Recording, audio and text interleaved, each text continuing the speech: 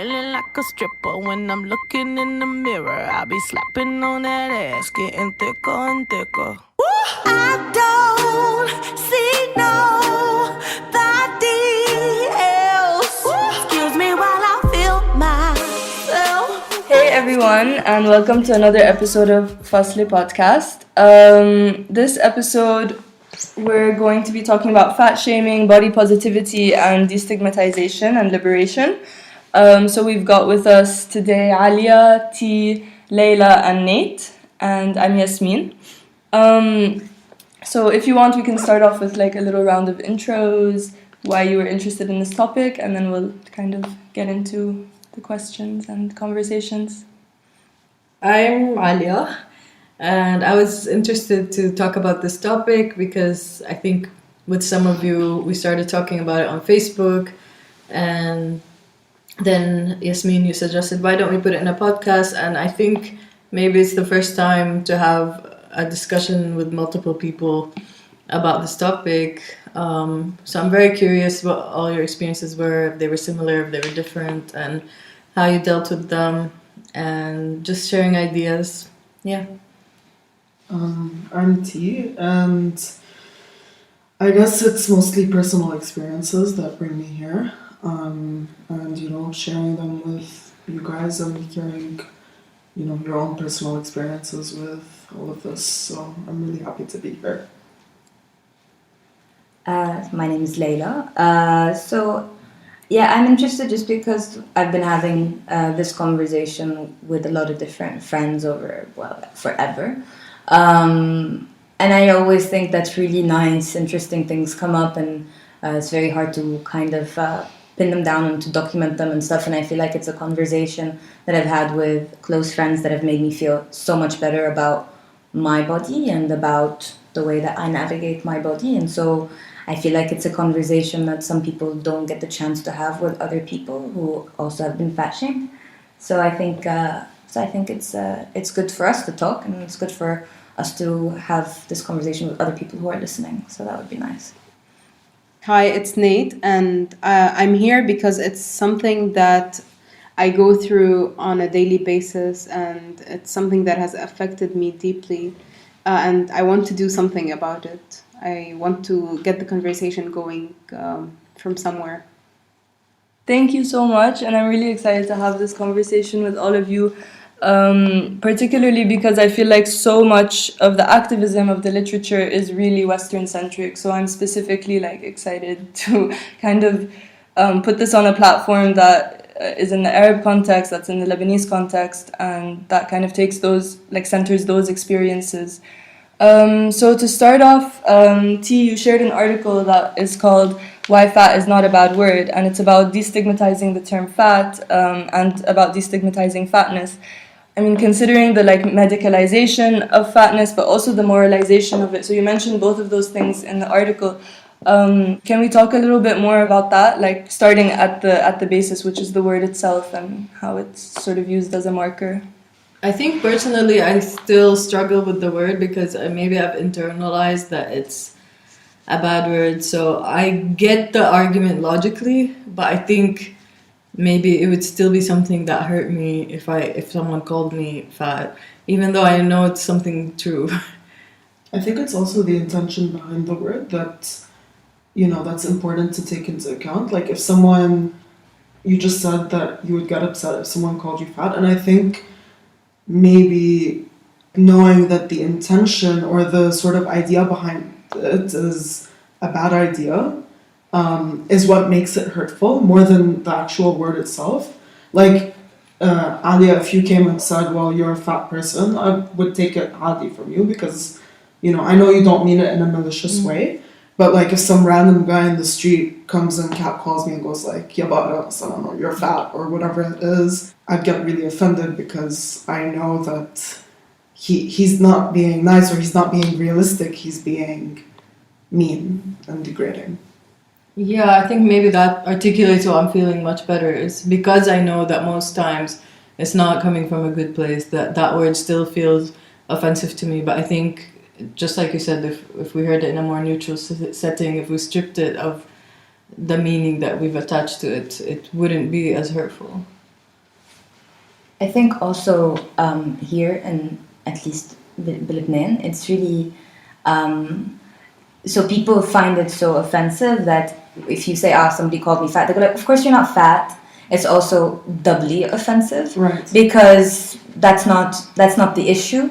So I guess like T was saying, it's you want to vent about people coming up to you and talking to you about your body in a way that you don't want. So the same way that, you know, if somebody was sexually harassing you and saying something verbally at you on the street in a very offensive way, and you were to share that with a friend, they wouldn't say, oh, but you know, you are really sexy, and like, or confirm it or deny it. That's not the point of confirming or denying.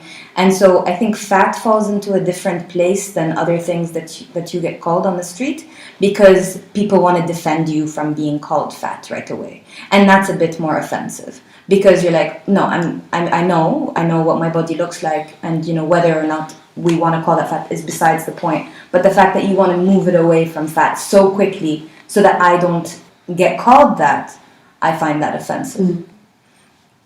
Yeah, actually building on that, the whole close friends and everything, I have close friends who use two different kinds of fat. Like they would actively be fat shaming someone right in front of me, and when I would call them out on it, they'd be like, oh no, you're not that kind of fat, and I want to know what's that kind of fat. Or they'd be like, you're not fat, you have extra fat. You're curvy. I'm using it to talk about myself, and I want to call myself fat, so you can't take that away from me. Or you can't be like, oh no, I'm not talking about you, I love you, because... Or like it suits you.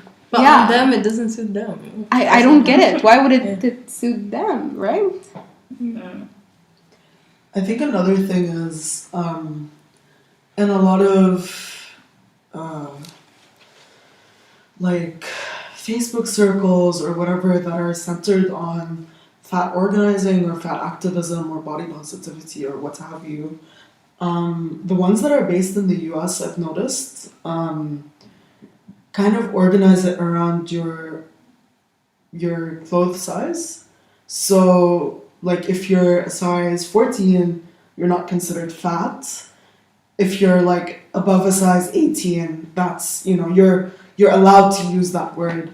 And I think, Yasmin, it comes back to your point that you were saying at the beginning, everything is so West-centric and US-centric, because here in Lebanon, masalan, a size 12 might be considered fat. You know, here we have insane standards of beauty. We have unrealistic expectations that exist everywhere, but they feel so heightened. So I think the word fat kind of gets thrown into that loop where it's already so complicated and also so I don't know. It feels like the stakes are higher. There's heightened tension around this issue of being overweight, of being fat, of being whatever it is, where you know you're expected not to be that way. If you are that way, it's a moral failure. It's a medical failure, and all of these things. So. I don't know, I'm like everything you guys were saying about the word just brought up this idea in my mind. You know, it is about the word, but it's also about so much more than that in this context particularly. So I don't know, I'm interested in talking more about that. But I want to clarify something. When you mean sizes, it's like American sizes, or you? I think so. European. Okay. I think so. I'm actually not sure. It was such a weird thing to read, and also just a very like Western thing, and know who gets to claim this word, who gets to claim this experience, and I'm like, but in other parts of the world, it's so much different. يعني in Lebanon, if you're not skinny, خلاص. Yeah. هيك almost. There's also like I know ما كنت عارفة شيء اسمه fat activism, by the way, like as a concept أولا. I have no idea. And the body positivity, yes, but not specifically that. That's okay. That's cool. So بس putting that كمان, and I think that there's a sense of not only like a medical failure or like a moral failure, but there's also this. I mean, I think to dive right into it, there's a huge issue, and this is something I used to talk with my friends about people who are fat here are not worthy of being loved as a concept. Or I know I'm diving right into it, but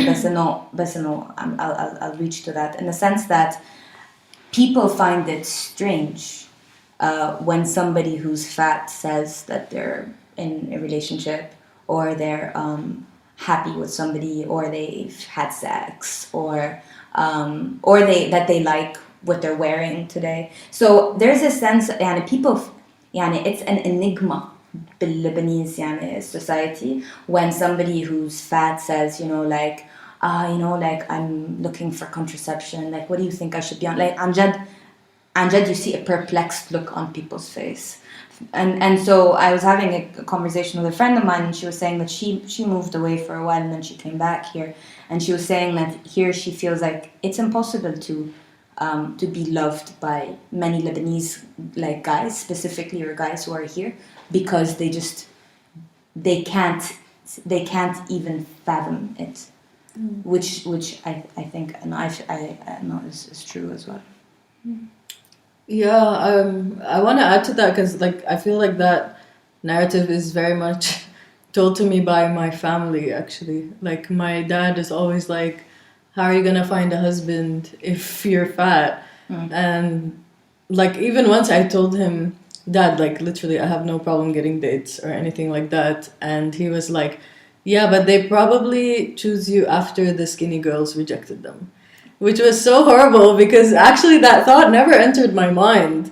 And he like created that insecurity in me, because I never even thought of it like that. And actually I get a lot of people who actually have a preference to, like thick, chubby, like they like it, So for him to say that was like really hurtful. Created an anxiety in me I didn't have before even. And you see, it's tied to marriageability, and Yeah. if you're almost like, oh, you haven't been married yet, do you need help like finding a good dietitian? Yeah. Do you need help like I don't know, getting like better food like cooked? Do you want food delivered to your house? Like what do you need a subscription at the gym, like that? There's these steps before you get married as well, Yeah. When I was outed to my mom, one of the first things she said to me was, after the whole discussion about like, let's take you to a therapist to get you fixed and all of that bullshit, one of the first things she said to me was, well, if you lose weight, you'll find a man to love you and this won't be an issue anymore. And after, getting over the initial just revulsion after hearing that, and thinking about it more on an objective level, like my mom herself has struggled with, experiences of being a fat woman for her whole life. So for her, I think this idea is so deeply ingrained, where being fat and being loved by a man are mutually exclusive things that are impossible, like they don't coexist. So for her, me being queer is directly linked to me being fat. And she thinks of it as like, if you get rid of the excess weight, you won't be queer anymore. And you can get married, and I can have grandkids and all of this stuff. And it's just, I think, especially here, but also globally, just this idea of like, you have to be available to be married by a man, to have children, to, your body has to be this space, this thing that continues the human race or whatever, is deeply, deeply linked to the stigmatization, and deeply linked to why we struggle using the word fat, why other people struggle using it to describe us. Also, from what you're all saying, like it's so deeply linked to feminism and misogyny and homophobia, and so I mean, in all of these conversations, like the pressure is always on the woman. There's no, I don't know how fat men experience this kind of body shaming or fat shaming, but yeah, I mean, do you guys have some more maybe experiences or something that links these two together? From experience of growing up with an older brother who is 7 years older, who is also much larger, or was much larger than I am, I would tell you that no, they don't experience it the same way, definitely. Like my mom was much stricter with me to lose weight than she was with him. She never gave him this countdown of, oh, your wedding's in a few months and now you have to lose all the weight. And he got into gymming and exercising and lost the weight by himself years after he moved out. And it didn't create this insecurity in him, whereas he would reinforce the insecurities that my mom created in me. And like earlier on my way here, I was talking to him and he goes like, whoever said that beauty is relative is blind. And he sends me a photo of himself like 4 years ago when he was fatter and a photo of him now at the gym. And I go like, well, screw you. My partner thinks I'm attractive and I'm fat. And you always have to tell them this thing that just because you see it this way doesn't mean that it is that way, and they don't see your experience despite being fat themselves. So Yeah. And I think for me in dating situations, there's been a lot of times where I like was seeing somebody and they met me while I'm looking like this, but then still feel the need to comment on how I should lose the weight or why I try to explain why I look this way, which is so strange to me because it's like literally no one forced you to date me. Like maybe I would understand it if my appearance drastically changed, but you literally met me like that, you know? So I don't know, I guess that it can be like a site for attacking the self-esteem in whatever way. Like if that person wants to make you feel bad, they're gonna find things, and it's one of the sites that you can very easily just attack and make someone feel insecure. I feel like people have such a savior complex about it too. Like, oh, I'm gonna come into this person's life and I'm gonna make them change their outlook, I'm gonna make them change how they see things, and I'm gonna make them lose weight, and it's gonna be because of me. No, people don't do that. and they'll be eternally thankful. La, like what? Like on your dates, they'll just start taking away your food. Yeah, and what would they do? Yeah. That's happened to me. I will Shut Oh my god. La. But second, I think that's very true. Maybe not necessarily in a romantic context, but I do have like my best friend. Like she's fat and she's actually quite larger than me. And she's someone like that really experiences a lot, like from on a daily basis, like comments. And she had a friend who would literally pressure her to go to CrossFit and annoyed her so much about it until like they almost had like a huge fight about it, because she was just like, the friend was like, why don't you care about your health? Why? Like, and she never asked for help. And it's different, I think, when you say, okay, I want to lose weight, I want someone to keep me accountable, etc., etc. But for someone to just come and like interfere by themselves and like say, hey, like I know exactly what you need to go to CrossFit, and like come on, sign up, the first month is free, blah, blah, blah, blah. Like, come on, that's so annoying, you know? Or like the casual coming up to you and going like, can I guess your weight? Like, why would you want to do that? Why? It's not a game. Yeah, who does that? Someone actually did that to me. Friends or strangers? I've never. It was an acquaintance, so it wasn't really a friend, but it was someone I know. And one day he goes like, can I guess your weight? And I go like, why? That's just weird. And he goes like, I have this game. I guess people's weight quickly. And can I guess how accurately. small your dick is? I have this game. I like to guess.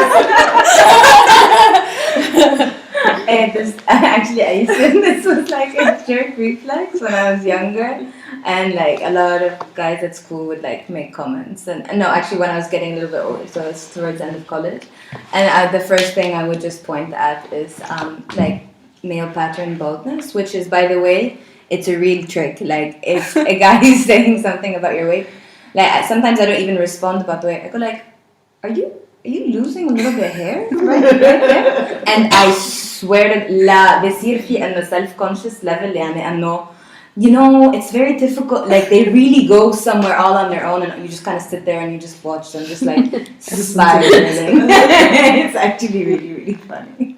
But you know, I wanted to say something that I find that like guys who do like I find that a lot of guys really are able to like lose weight really quickly and stuff like this. And I think there's a lot to say about, you know, the gym being a super masculine space, like, you know, the streets being a super masculine space. The fact like that growing up, like my parents were not very comfortable with me walking to places on my own or staying after school for extracurricular activities or nothing. Like I want to go to my friend. Okay, somebody's going to take you. Who's going to take you? How do you go? How are you going to get back? All that kind of stuff. And it really affects your body when you're not able to move or to walk around the city because your parents are afraid of like you being sexually harassed or raped.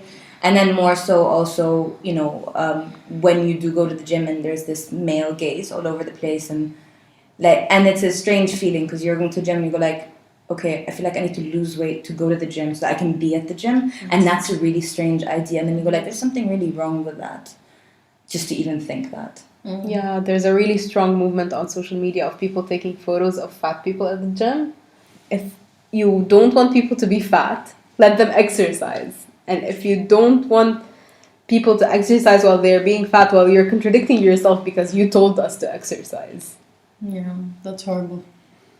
Yeah, but as if being healthy and being fat are mutually exclusive. And that's what really pisses me off is that, I mean, they're seen... The problem, I think, with how people see fat people is that there's a character assassination right away of somebody who's fat, that they are lazy, that they have no discipline, that they're not trustworthy, that they can't control themselves, like almost like a gluttony, like a sin, like you know, they have nothing that holds them back, and that's really messed up. That it's already seen as somebody who's just completely just like idle, you know, and not as energetic or not capable, or you know, and I think that's really the worst part in the sense that you kind of write off that person right away to be that and funny. I don't understand this. Yeah. But both. I wanted to bring that up actually when you were saying that, like, as a girl or a woman, like your family wasn't really comfortable with you walking outside or the gym being a very masculine space. But at the same time, like, I think we do need to recognize that even if we did have access to all those things, like our bodies might not look very different actually, because really all of us are different. Like for me, I'm someone who's very physically active. I've been physically active for years, and I wouldn't say that my diet is like very terrible or anything like that, but that's just how I look. And I know if I want to lose weight or something, it would have to be something very extreme, like 5 cucumbers a day kind of thing. And it's like, I just don't want to live my life like that. You know, I can maybe get there. Maybe we can all get there. But I think for some bodies, it's just literally just getting there. It's working against the natural form of your body. And maybe you don't want to invest the time and the energy to do that just to like please other people, because they really treat us like visual pollution. Because if someone who's very skinny is eating McDonald's every day and eating chips every day and eating chocolates every day, no one is going to comment on them. Actually, people think it's cute. Exactly. It's or adorable. Even مثلا, people don't treat smokers like with as much stigma as they treat fat shamers. And if it really was about our health, you would do the same thing to smokers. You would interfere in their lives and be like, why are you smoking? So it's really, really about that concept of being regarded as a visual pollution. I wanted to touch more. I mean, it kind of went naturally in that direction, but to touch more, like, on how, you know, on the one hand, it's like this moralization of like gluttony, like you said. So yeah, I don't know. I guess how. I mean, you've touched upon how people around you use this. Again, like as an argument to help or whatever, like I just care for your health or whatever, but how is it in the actual like medical spaces? How do doctors and, you know... I don't really feel like there's much of a separation between the medicalization and the moralization of it, because like, I know every time I go to the hospital for a flu or whatever it is, 99% of the time, it's like I leave with a referral to a dietitian and no flu medication. So I feel like making the choice to be healthy is constructed as a moral choice. إنه this is your body, God gave it to you, you have to take care of it. So it's constructed that way, but it gets lost in this discourse of like, you're unhealthy, you're going to end up with diabetes, you're going to end up with cholesterol problems, you're going to end up with mabarif shu. But it's all tied to this morality issue of like, you need to take care of your body. You need to be healthy because this body is a gift, that bullshit. So I don't really see a separation between the two spheres. Yeah, I feel like aside from that, there's always this, like diagnosing you with being fat is a lazy way out. And we've talked about this before, Layla. This is a story that I tell often because it's a story that stuck with me. So I have something called dancer's knee on my left knee, which the medical term is patellar tendonitis or whatever, something like that. And I tried to seek medical help for it because at some point I couldn't walk anymore, and I'm a pedestrian and everything. And the first thing the dude says is, how much do you weigh? Step on the balance. And I'm like, all right, would you like to check out my knee or something? No, you have to lose weight. Like, he looks me dead in the eye. He doesn't even check me. He doesn't anything. I just walked into his clinic. He goes like, بدنا نجرب نضعف شوي. And I go like, I was 16 kilograms fatter last year and it wasn't a problem. And I know the problem is from dancing. So give me the proper treatment for it. He wouldn't. He just wouldn't give me anything. He just prescribed me blood tests to make sure that I'm healthy. I have people when they see me with like the bandage and everything on it, I have people on a weekly basis still till now tell me, maybe it's because you're too heavy, you're overworking it. And I know that that's not the case. I think there's this assumption that our bodies won't adapt to whatever weight we're at. Like at this stage in my life, I've had both my parents come to me and be like, you know, khalas, your case is hopeless, you should just go and get a gastrectomy because you can't work out, you're too heavy to work out. And I'm just like, no, I go to the gym, I'm fine, I walk, I'm a pedestrian, I walk everywhere I can, and no, mesh الحال, like if I have problems with my knees or whatever, that has nothing to do with my weight. Because my body adapts to it. Yani when I go to the gym, I don't experience pain, like soreness because I'm fat. I experience soreness because I'm working out. So it's interesting, fat body is constructed as like this anomaly and this thing that your body won't be able to handle. Whereas that's not the case at all, I feel. Some people would argue that if you're skinny, your body would be more frail.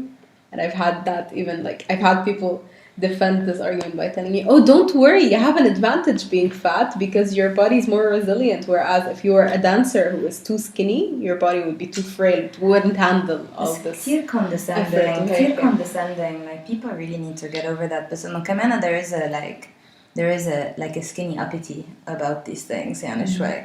And you know, like I find it kind of amazing that, and also I've fluctuated a lot, يعني. I think I fluctuated, but I don't really realize it so much. All of a sudden I realize, oh, okay, I'm here, and all of a sudden, oh, okay, I'm there, kind of thing, and by weight. But you know, a friend of mine sent me a photo not so long ago of like my wife when I was like 20 or something. So I look at the photo and I was like, holy fuck, I'm skinny. Like skinny. I know for a fact I did not think so at all back then. At all. But I really think it's objectively super skinny. But I know I did not know that back then at all. And بالعكس, and amongst all my friends and whatever, like I always felt like the bigger one. But now I look at it and I'm like, maybe I'm super skinny right now. Like, you know, I'm like, if I didn't know then. So, and you know, and I know. And just you kind of get sick of that shit, you know, because you keep looking back and then you're like, maybe I should just, you know, appreciate where I am, you know, doing what I can, you know. I keep good, I move when I can. Sometimes I don't eat so badly, you know, like I'm cool. But I like definitely police myself on these things, and the fact that we even can say, well, I don't eat so bad, right? Like, what is it? Because everybody's probably thinking, this person probably eats really badly, they probably don't move. And then you're thinking to yourself, but wait, I tick these boxes. It just doesn't really make sense. And I really feel bad, like when I know also, like when I see younger girls do that, it's really upsetting. Like when I see younger girls just kind of like really be incredibly scared to like sit, or I know people who like the moment I see them put their hands on their belly, I know exactly why they're doing that. And sometimes I'm like, wow, that's it's really upsetting, because you know where it's coming from. You're like, you're really not. I mean, it's not that it's a bad word, but you're not even fat. But I think Lebanon is a particularly shitty situation in the sense that everybody's kind of like, not everybody's kind of fat, but if you're not skinny, you have something to be ashamed of, you know, and that's really strange. And I don't think I've ever noticed that until I wasn't here, like, and then I realized that, you know, that the whole just the way people interact with you is completely different. Yeah, I'm way more conscious of being like looked at and stared at here than I am in any other, specifically Western context, which I think is a whole other issue on its own. But here, like, on top of being, you know, masculine presenting or whatever, I've been picked on in the street for being fat. Like, it's happened, and it never happens to me when I travel. إنه حتى لما أروح على الإمارات, for example, إنه no one really looks at me. Whereas here, it's like, I can be walking down the street and some guy walking behind me can yell, إنه يلا يا صبي اركض, lose that weight, and it's normal. Like, that's the thing, it's normal here. It happens to me, I get angry about it, I tell someone about it, it's like, but it's Lebanon, and what do you expect? And I think that's so sad. I think there's something really messed up about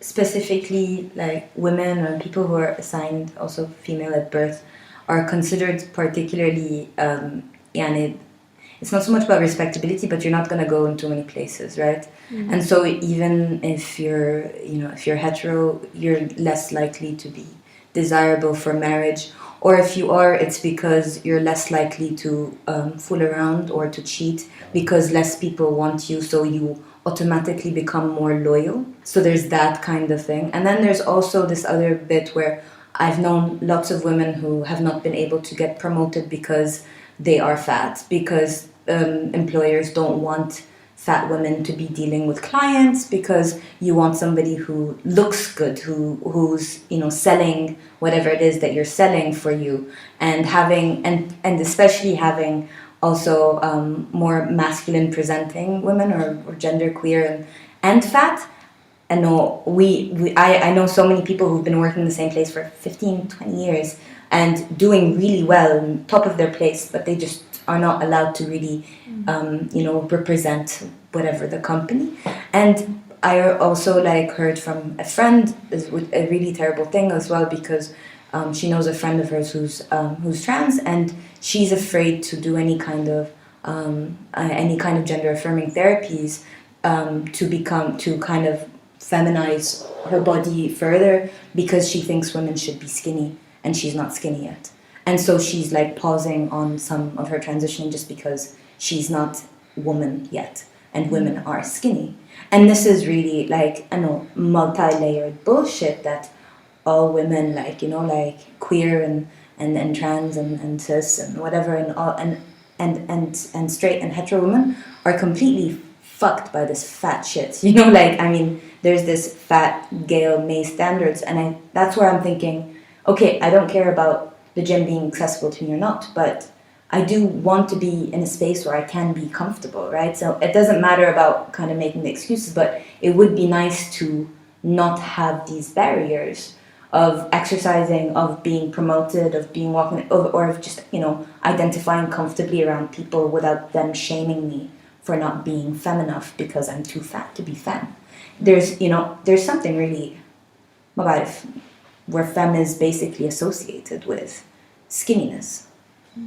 I feel like we touched on fat men earlier for a moment, and then we glanced over the issue, but I feel like fat women are sort of seen as more butch, and then fat men are seen as more effeminate, as more, yani, there is this, I don't know what the word is, but it's like, there's this emasculation of men who are fat, and then on the other hand, there's this like, masculinization of women who are fat. And I think that's interesting because that is one of the things that's at the root of what you're talking about, this idea of like not being promoted because you don't fit a certain norm, and not being able to do this particular thing because you don't feel like you fit whatever preconceived notion exists about being a woman or even being a man or whatever it is. These are barriers, and that is one of the perceptions that's at the root of it. I don't know if you guys would agree, but I know that's the way I sort of conceive it. I don't see the demasculinization of men when they're fatter. I don't know, I think about a lot of men who conquer the streets who are fat and who are super chauvinist, super masculinist, super blackest, the bigger the better because they take up more space from where I'm like, I know. So, I guess I feel like they have more leeway to play, definitely. Right, yeah. And so I think they have leeway. But I think women who are fat would automatically need to femme down a little bit. Just, be respectable femme. You can't be sexy femme, you can't be pretty femme, you can have a nice face, right? That's what they say, right? So, دعان هالوجه مثلا. شحال وجهك دعان. The waist of this face on that body. Anyway, and I think fat women then would have to just not push the femme too hard because they can't get there. So I think men still have انه الرجال بلا كرش ما بيسوى قرش ستيل يعني انه I think I'm thinking of a particular kind of man. Okay, yeah. Like that stereotype of the fat nerd man who's like in his room by himself. I think that figure is emasculated. So I think I'm thinking of one particular notion, not the like typically large, on the streets. Man on the street who's like running around telling you to lose weight. You're like, have you seen yourself? I used to tell my dad, he's like, بنضعف شوي. I was like, bro, have you seen yourself? Right. This is rude. I know. I'm like, can somebody talk to this guy? That's crazy. I did that to my mom once because look at yourself. She spent years telling me to lose weight, and then at some point I was like, Mom, you're fat. Sorry to break it. Wow. Yeah. My mom's very, very skinny, actually. Oh. And she's never been to a gym a day in her life. Like, never had to put any effort. So it's like the complete opposite, actually. I don't feel like she understands it at all. Yeah. I read this really cool article once, اسمه the myth of skinny shaming. And it's really, as far as obviously, like, a lot of people got really pissed off. Skinny is it's also, you can be really shamed for being skinny. Well, obviously, and people are going to have something to say about your weight. Definitely more so if you're a woman, and if you're too skinny or you're too fat. But they made a lot of really good arguments, and the one on laziness really stuck with me, that, at least, skinny people are not considered to be lazy. You're not lazy. Even if you're skinny, even if you're really tired and you're sick and you're skinny and you're not doing okay, you're incredibly not healthy, you're still seen as a lot healthier than somebody who's fat, even though if by medical terms and conditions, that kind of skinny is really unhealthy. You need you need some kind of nutritional support. But still, you'll still be seen as 1,000 times healthier than anybody who's fat or a bit overweight or a little bit chubby, So, and then they said something about clothes, and that one stuck with me. The fact that at least, like, the entire industry of just, like, the garment industry does not build clothes that are diverse enough, and that there's literally a bar to whether you can buy clothes from the store or not, because there's just an amount that is size that they just won't go over. خلصنا. نحن بس بناخد لهم. Everything below that is fine. But yeah, and that's the trauma of childhood, of growing up and being bigger. Also, it's like buying clothes for fat bodies is more expensive.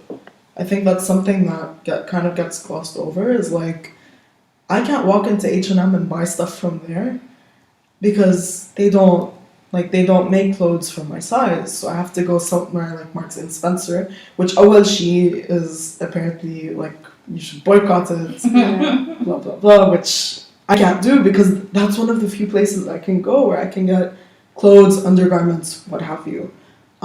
So I think that's really important. Kaman, I think I read this article you're talking about.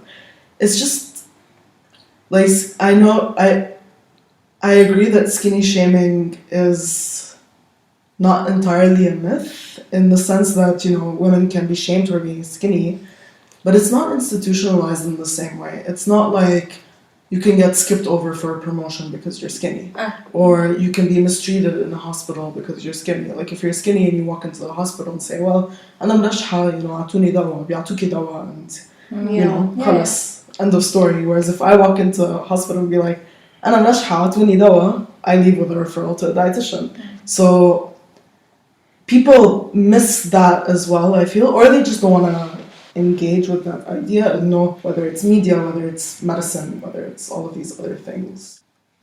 I've had this talk with so many skinny people who are like, oh, you don't just say that you hate your body because it's too fat. I wish I could be fatter. And I would tell them, well, the difference between us is, while we both hate our bodies, you because you're skinny, me because I'm fat, society as a whole does not hate your body. Also, if you think about the evil that is patriarchy, has linked rape with desirability, which is really fucked up, which is why a lot of rape joke kinds have come out as a, like, you know, like, as a compliment, I know, quote unquote, as in like guys saying, I know, yeah, like using rape as a measure of how somebody's wanted.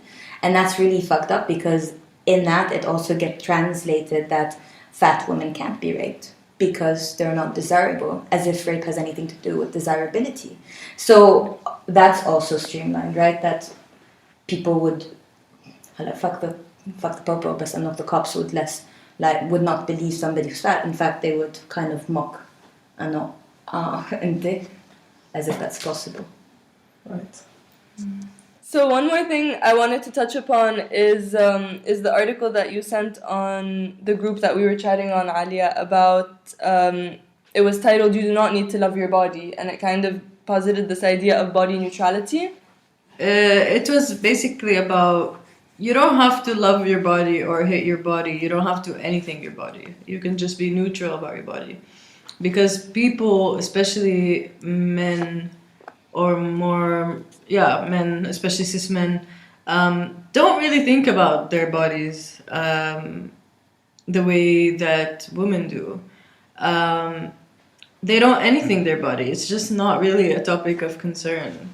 And I thought that idea was really interesting because I never thought, I mean, I think I've tried to think of it that way before. Like, I've tried to think of my body, I've tried to love my body, not for its appearance, but kind of like the idea of what it can do for me in terms of giving me sustenance and keeping me alive, etc., etc. I'm someone who has a really hard time, like, trying to love my body and forcing that. Like, some days it works really well for me, some days not really. Sometimes it's just neutral. I've tried to think about it from a perspective of desirability or sexual pleasure, and okay, yeah, sure, I'm fat, but that doesn't get in the way of having good sex, because fatness is like always linked to desirability, I feel. But then when you really think about it, it's like, how does that actually affect like the relationships you're in or anything? Like, it doesn't really. So I've tried thinking about it all these ways, but I never thought of just like thinking about, hey, let me just be neutral about this, actually. And I thought it was super interesting, and I think it's a viewpoint we don't come across that often. Can you just switch like that though? Like, just, does it work? I mean, I think as a lot of identities that are non-conforming, a lot of the reaction to that kind of oppression is actually to just like aggressively celebrate and love yourself, which is really cool. But I think and it can be really annoying, come out. Maybe, but no, I agree. For me personally, I find it really hard to love my body some days, and I find it kind of exhausting to keep trying. like as someone who calls herself a feminist, like I think I've been able to radically change my viewpoints on so many things, but just this thing, I feel like I keep hitting a block and I keep feeling like I'm not really able to surpass it. I cannot really force myself to love something that I'm reminded on a daily basis is like not a good thing. So it feels like something more realistic to just feel neutral about it rather than love it. I had misunderstood. So what I was thinking is I don't think I could ever be neutral about my body, but I definitely don't like this forced love thing either, right? So, and I don't think it necessarily is I hate it, I'm neutral, or I love it. I don't like that kind of feel-good feminism where we just love, like, you know, everything. We're just celebrating everything all the time. And like, it doesn't, you know, especially, but I don't think I could ever be neutral about something that is forced, that I'm forced to be reminded of on a daily basis. Like, even if I were, which is impossible for me to be neutral about my body, I'm sure people will remind me that I'm not neutral about it. Yeah. So yeah, but I'm with you on this, like, you know, like some days you love your body, some days you don't, some days you don't even think about it, which is nice as well, because then you get the, what you were saying about men not thinking about it. I mean, that could be like a form of self-love, like just trying to shut down the negative monologue that's in your head. And maybe rather than replacing it with, you know, a fake positive thing, like just try to think about it in a neutral way. I mean, I agree with you. I don't think we can ever be neutral about something that is like literally shoved in our faces all the time. And it's what the article was saying. I think it was saying, echoing some of the things I was saying earlier, is that your body is not really, like, the way your body looks is not that important for the basic functions of your body. It's not that important when it comes to pleasure. It's not that important for so many things until it's like we shouldn't have to think about our bodies unless something goes wrong. You know, I'm not sure how to apply it. It's something still I guess I need to give some thought. And I think even the writer didn't go too much into exactly what you brought up and how do you do that when it's like literally shoved in your face all the time. Or how do you respond as a neutral person when someone comments? Like, sorry, I'm neutral. Yeah. You're fat. Sorry, I don't know what that means. Okay. Yeah. And? Confused. Okay, yeah. I mean, I think I understand where the impulse for this sort of like love yourself, love your body, whatever movement comes from. And it's like, as we all know, just a response to like the hate that our bodies are put through. And I don't know, I'm like you guys, I don't know. One day I'm like, okay, ماشي الحال, I feel okay. One day I wake up and I'm like, no, I want to stay in my room all day. I feel so ugly and I don't want to be outside. One day I just don't think about it. I'm like too busy to deal with it. But I don't know, I'm not completely opposed to the whole self-love thing, because I don't think cis men don't think about their bodies. I think some of them very aggressively celebrate their bodies. Like, just go on any fit guy's Instagram account وبتشوفوا progress photos flexing or even if you look at them in the gym, like looking at themselves in the mirror, like I know gay culture in and of itself, right. Men is, they can check themselves out for hours and they don't. Like, and I go to a barbershop to cut my hair, and the levels of vanity I see in there is like, one time, I swear to God, this guy spent 20 minutes looking at himself in the mirror, fixing this one strand of hair, like, عطوني بعد جل. And they just have so much vanity about themselves, and I feel like that whole self-love thing, especially within the fat community or for women or whatever it is just a response to that, because men have so much love for themselves and then they come out and they shit on women. So the response is like, no, fuck you, we love ourselves, which I can get behind that on principle, just not personally all the time. I feel, but I think is normal. But I don't think that anyone can do it every single day, all the time. It's because of the reminders that you were talking about. Like, for instance, I'm really pro the whole body positivity thing, and it has helped me personally over the past 2 years. This rise of body positive people on my timeline on Twitter has helped me a lot. Like my body more, like I stopped starving myself and stuff like that. Maybe it doesn't work for everyone, but then you hit a reality wall of reminders, like, okay, so I love my body and I'm okay with it and everything, but then I go shopping and I realize on social media my body looks great, but in real life nothing fits me, and I can't reconcile these things. I really relate to that because I mean, there's so many days I'm not even just like, hey, I'm okay. Like a lot of days I'm like, yeah, like I'm sexy, like I like this, I like my curves, like I like how I look in these clothes or whatever. And then it's like you interact with the real world and someone makes a comment, or you go shopping, or your mom like tries to force you to have a surgery or whatever. Like this literally happened to me. My mom like really pressured me to have a gastric bypass surgery, and I'm not even actually a candidate for that. Yeah. Because I'm actually like too underweight for that. Yeah. Like even medicine is saying I don't No. And like new Lebanese doctors will fix the standards just so that all people can be able to get gastric bypass surgery. مش بس هيك it's a super expensive surgery and it's super profitable for doctors. So أكيد they wanna, you know. And it has a lot of health risks. Come on. Like a lot of people get actually malnutrition after this because they're not getting enough vitamins and they can't keep food down and they only eat very small amounts. Like it's a very, very, very drastic surgery to have, like just because you're considered visual pollution. Right. And it should really only be reserved for cases where your health is at risk or something like that. Even if, yani. My mom actually did that surgery, and I mean, she seems happier with her body, but it's like she doesn't eat. She has to take medications. She's very careless with medications, so she's always fatigued. She's always weak. Before she did the surgery, كان عندها كتير نشاط. Like my mom would work 12 hours a day, running around from place to place, 3-4 jobs. عادي. هلا she does the same, but like comes home, can't do anything and can't eat because she can't hold the food in.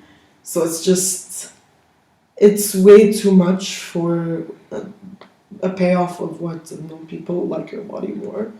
No, fuck that. It's not like it's not worth it to me anyway. To her, you know, to her it was worth it. And it's just it's just a really difficult thing to put your body through and to put your mind through as well, I feel. Can I ask a question? Like self-care in face of all these kind of hate. I think I learned to tune it out because it was everywhere. Like I know people who get it from people on the outside occasionally, like if you're on the street, down the street or something. But I used to get it from my mom every single day. So Mom, my number one fat shamer. So I learned how to tune it out because I couldn't keep on taking it in, I guess. I don't know. It's been weird with my mom, to be honest. I know I want to support you, yet you're so beautiful, yet but if this is bothering. So I think we've definitely, I can't say we're at the same place that we were when I was younger. وكمان I'm, you know, much older now, so you know, people talk less at you a little bit when you grow older. So, but I think she's kind of learned that I get offended, and the whole family has learned that I get, and especially that in the family, like everybody's kind of really small. But but then so except for that one brother, if he's listening. Anyway, so but they've يعني I definitely يعني غير إنه I've fluctuated and sometimes I'm smaller and sometimes I'm not. It doesn't matter to the family. I'm always the one who's bigger than all the rest of them. But I guess I really do feel pretty, like regardless, and that's because of my mom, you know. So it bothers me that I know that like you know, like when you look at older photos, you go like, you know, it was different. But the truth is I don't know.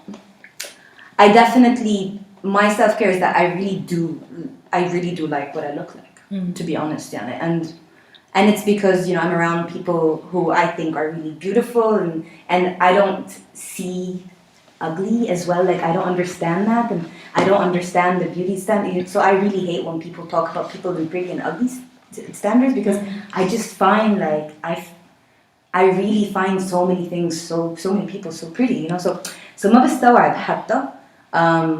And then that was tricky for me at some point, because I used to be really like self-conscious about my nose, and you know, like for the longest time, and then you know, surgery was, everyone was like, what about surgery? And then suddenly I'm like, wow, it's so nice, you know, like I met so many people, they're like, your nose is so big, it's so different, it's like, it's such a different nose. And I was like, it is a different nose, isn't it?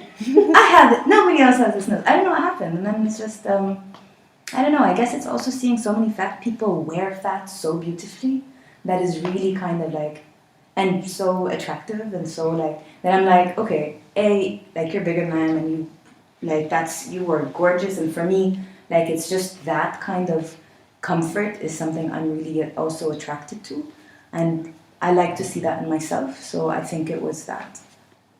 Yeah, I think, like Nate, I just kind of tune it all out. No, I used to really let things get to me, things my parents said, things like I thought other people thought of me, or things strangers say to me, but now I just don't, like, no, بحس بنفسي شوية, and then I just move on. خلاص. Plus, you know, you get resilient after a while, and you develop a kind of thick skin to it. You're just like, okay, ماشي الحال, I'm living my life, الناس مش عاجبوني, حلو عني, and I don't care. That's my attitude towards it. No, fuck everyone. That's my self-care tip. Fuck everyone. That's it. I think my self-care tips is taking nice pictures of myself and dressing up nice in a way that makes me comfortable. And I think I'm also very strict about not engaging with people that make me feel even 1% bad. I used to give a bit of room for that, thinking I can maybe teach them or whatever. And I also rehearse a lot, like what to say in situations where someone might say something fucked up about my weight. Like I kind of think about how I would respond, because I know at any time I might come across it. Yeah. Is there anything that you all would like to add, or that we didn't touch upon, that you think would be good to talk about, or are you like podcasted out? I just want to say to the world, I really want to just remind everyone that everyone's body is different, and some people don't want to spend so much fucking energy and time trying to fit their body into like what the world thinks is beautiful. And yeah, it's really not about being lazy or not being disciplined. It's just that maybe it takes that much more discipline and that much more energy to conform to that standard. And guess what? You can be using that energy in so many other ways. That's for me, like when I think about my body and like whether I want to lose weight or not. And then I think about like how much really, like no matter how healthy I am or whatever, like I could lose a little bit of weight now, but really I don't think my body will ever drastically change. Like this is literally just how it is in the metabolism and the genes and whatever. I don't think it will change that much, like with any major lifestyle changes, like just a bit. And I really don't want to like spend so much effort. I don't. Yeah, I would want to say to whoever is listening to this, if they feel fat or if they are actually fat or whatever they wish to identify as, I want to just leave on this note, please, please, please, please never starve yourself or overexhaust yourself. I've tried every starvation mode rule in the book. Right, and in any case, like, there's a lot of overlap between being fat or trying to not be fat or whatever it is, and like eating disorders and, you know, starving yourself or overly policing what you eat or excessively overthinking about what you eat or all of that, and being like hyper conscious of your diet, of your food, of your working out, of your whatever it is. And personally in my life, that's led to like a period where I was the thinnest I've ever been, and then an explosion, because you restrict yourself, and then the payoff is you're depressed, you're hungry, your body is in starvation mode and storing fat. Therefore, you're actually gaining weight even though you're starving yourself, because your body's like, oh shit, this person isn't feeding me, so let me just preserve everything that they're putting in, whatever it is. Just live your life عادي, work out عادي, be healthy عادي, but don't expect, no, oh, I need to lose weight, oh, I need to be at this particular level, or I need to look this way, or I need to dress this way. It's not worth it, I think, in the end. Okay. Thank you, Yasmin, for giving us this space to talk about this. Thank you all so much for being here. I think it. Yeah, I really loved it too. I thought like it was a really like awesome conversation.